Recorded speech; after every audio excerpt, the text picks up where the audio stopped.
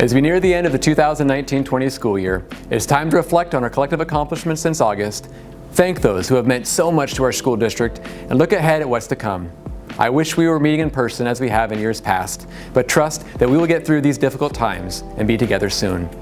In this video, we will honor our retirees, announce this year's Staff Achievement Grant recipients, and celebrate the accomplishments and aspirational goals we are working towards together. I would like to thank our publicly elected school board for their leadership and support of our students, staff, and families.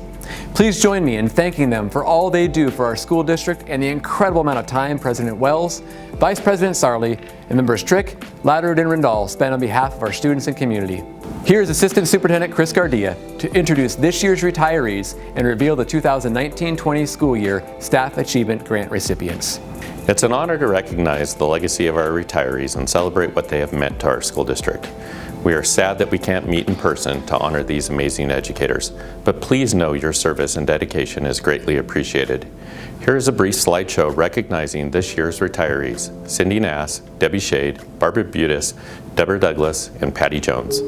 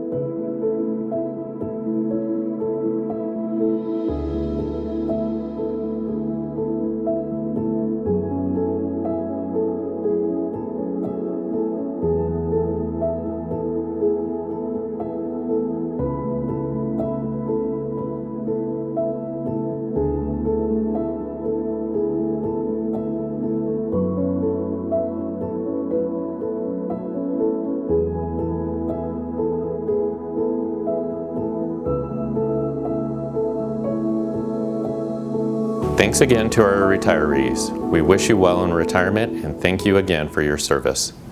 Now let's meet this year's Staff Achievement Grant recipients. These outstanding staff members excelled in their craft in supporting our vision of developing Washington's most sought-after graduates. Now in its third decade, the Staff Achievement Grant program is our way to recognize staff who have been nominated by their peers for exceptional service. Staff Achievement Grant winners are nominated by their peers for superior performance, innovation, exemplary leadership, exceptional service, and contributions to the Walla Walla Public Schools. Each year, a selection committee comprised of past recipients review nomination packets to name awardees. Staff Achievement Grant honorees receive a $1,500 stipend and 5 paid release days for professional growth activities. Now I have the pleasure to announce the 2019-2020 Staff Achievement Grant winners. Our first recipient is Chris Friends. Chris is a math teacher and Dean of Students at Walla Walla High School. His nominators are Kim Cassetto, John Golden, Stephanie Eastman, and Peggy Payne. They say Chris would be interested in attending an AP conference or a conference in supporting advanced math concepts. He may also be interested in attending an ASCD conference in educational leadership, social and emotional learning, or understanding by design. He is known for his attention to detail and ability to connect with students. He has held a variety of roles at Walla Walla High School and has earned the respect from both students and staff. Nominator Kim Cassetto says she appreciated how Chris develops positive relationships with students. She recalls how a 9th grader was skipping class quite often. Chris made a connection with him and discovered that the student liked soccer. Chris encouraged him to try out for Wahi's team, but the student didn't have cleats. Chris found him a pair of cleats and checked in with him daily to make sure that the freshman tried out. The student did and made the team. Our next recipient is Armida Contreras. Armida is the head secretary at Garrison Middle School. Her nominators are Ashley Cesena, Henry Ruhr, Dee Dee Delaney, and Lance Longmire. They say Armida would be interested in professional development connected to office management and organizational leadership. Armida was acknowledged for her positive attitude, teamwork, and professionalism. She is quick to put out a friendly reminder if signatures are needed. She's happy to review school budgets to see if funds are available for activities or projects and is willing to assist with daily operations to make sure the office runs smoothly. Teacher Lance Longmire says her organizational skills are impressive. Lance said, as a student in his administrative program, he was asked to come to one of his classes with financial information on the district. Armida knew exactly what he wanted and left him with a better understanding of school finance. When he took the document to class and compared it to the documents of other schools, it became apparent that she had the most organized system. Prospect Point paraeducator Lisa Jacobson is our next recipient. Lisa was nominated while at Blue Ridge Elementary. Nominators are Charlene Mabe, Juan Faba, and Gloria Avalos. Nominators say Lisa would be interested in learning more about supporting students struggling with behavior issues. Lisa works closely with students who have academic challenges and behavior issues. She is skilled at making students feel welcome and supported. Nominator Charlene Mabe says Lisa's caring heart impacts everyone around her. She noted Lisa was raised with love and passion for learning and giving, as her mother was a teacher at Blue Ridge, who taught her how to experience the joy of working with students. John Golden is our next recipient. John is a social studies teacher at Walla Walla High School and former longtime boys basketball coach. They say since John has taught current world problems for several years at WAHI, and one of the cornerstones of the class is a unit on the rise of terrorism around the world, starting with 9/11. John would be interested in traveling to New York and visiting Ground Zero and the attached museum. John enjoys making connections with his students.